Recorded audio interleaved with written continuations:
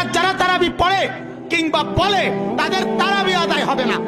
হযরত আয়েশা রাদিয়াল্লাহু আনহা তিনি বলেছেন যে নবী রমজান মাসে 11 রাকাত করে পড়তেন আর অন্যান্য মাসেও তিনি বলেছেন নবী পড়তেন 4 রাকাত করে।